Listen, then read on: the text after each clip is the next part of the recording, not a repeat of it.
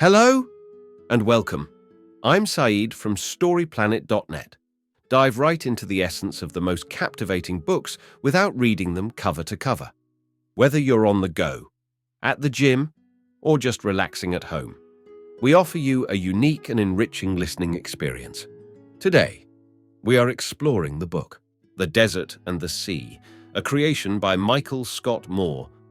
In The Desert and the Sea, 2018, journalist Michael Scott Moore shares his ordeal of being captured by Somali pirates. Moore eloquently describes his own suffering, showing compassion towards his captors. The summarizer delves into his inner struggles during the situation and contemplate on humanity's resilience during hardships. Before we delve into these revelations, it's interesting to note that Michael Scott Moore, a California-based journalist and author, has been featured in publications like Spiegel Online, Atlantic Monthly, and The New Republic. His book, Sweetness and Blood, 2010, explored the global expansion of surfing, while his novel, Too Much of Nothing, 2003, has also been published. With 8 key ideas to unveil, brace yourself for a deep dive into this captivating book. On storyplane.net. To start, geopolitics can be better understood by examining its impact on individuals.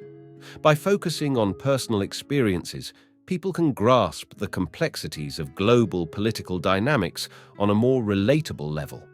Somalia was heavily linked to piracy from 2005 to 2012, stemming partly from the collapse of the government in 1991. Fish theft off Somalia's coast led to the rise in piracy. Initially patrolled by regional leaders' boat patrols, piracy escalated into organized criminal networks by 2007.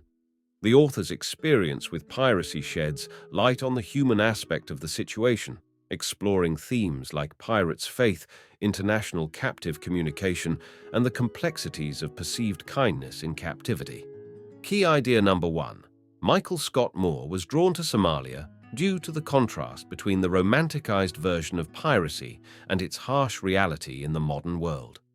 The author was fascinated by stories of pirates, both historical and modern.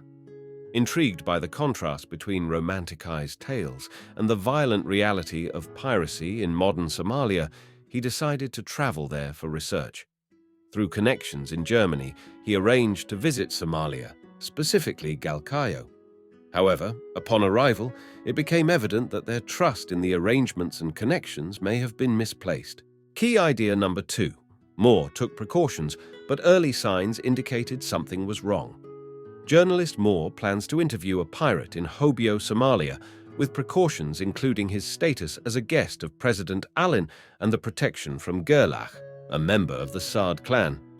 Rumors of a $15 million reward for his kidnapping make Moore consider leaving, but he continues the expedition. An unsettling encounter with Dixie and a stranger recognizing him solidify Moore's decision to leave Somalia soon. Key idea number 3. In hindsight, Moore realized that traveling to Somalia was foolish. Author Michael Scott. Moore was kidnapped after a sudden ambush near Galkayo Airport. He was held captive for 907 days by armed men, reflecting on his mistakes, including traveling to Somalia and not considering the risks involved.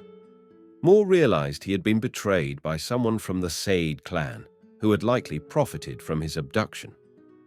Key idea number 4. Moore made friends with hostages from various countries while in captivity. Moore, a hostage, found solace in friendship with other captives like Rolly Tambara, a fisherman from the Seychelles. Pirates misunderstood a boat inscription, thinking the fishermen were Australians. A pirate shot at one of the captives, but it was a blank round. Moore also befriended a diverse group of hostages on a captured ship, finding comfort in their shared experience and makeshift communication. Key idea number 5. The pirates were described as contradictory individuals. Pirates encountered by Moore were cut addicts, spending significant amounts on the habit. The addiction influenced their behavior and daily routines. Despite being thieves, many saw themselves as observant Muslims, justifying their actions due to the crisis in Somalia.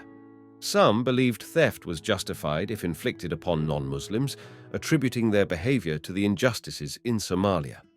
Although they prayed and identified as Muslims, the author noted they may have adhered to Islam more as a form of tribalism rather than true religious conviction. Key idea number 6. Hostage negotiations were challenging due to the pirates' unusual and inefficient demands. Pirates kidnap the author, demand an unrealistic $20 million ransom within 24 hours, make bizarre demands during negotiations, including requests for a letter from President Obama to clear their involvement. The lead negotiator, Mohammed Garfanji, employs ineffective tactics such as baseless threats and unreasonable demands, wearing down the author during captivity. Key idea number 7. Being a hostage is mostly boring and has unavoidable mental impacts. Being a hostage is fearful and challenging, impacting mental health negatively. Moore found captivity tedious and considered suicide. Distractions such as yoga and a radio helped, but a mindset change after hearing Pope Francis helped him cope. He realized holding on to anger was a choice and let go of bitterness, focusing on the present rather than hoping for rescue. Key idea number 8. Moore was released unexpectedly. After being released from captivity after 997 days, Moore's return to normal life was a challenging journey involving physical and mental recovery. His reintegration included seeing the normalcy of daily life in Galkayo, returning home to Berlin, where friends had cared for his flat, and dealing with the effects of prolonged captivity on his physical health. He opted not to be diagnosed with PTSD, focusing on exercise and a positive mindset for his recovery. Moore is slowly processing the lessons learned during his ordeal, emphasizing acceptance of fate and living in the present as he continues his healing journey. In conclusion, Michael Scott Moore's time as a hostage was tense and terrifying due to unreasonable pirates. He considered suicide but learned to cope, living in the moment. The summarizer offers a personal perspective on piracy in Somalia. For further reading, The Great Leveler by Walter Scheidel discusses historical inequality, including Somalia's collapse in 1991, and explores the possibility of achieving equality peacefully. Thank you for listening to this summary. If you enjoyed this exploration, we invite you to discover other fascinating books on storyplanet.net. Don't wait any longer. A multitude of books, stories, and knowledge await you there. See you soon on storyplanet.net.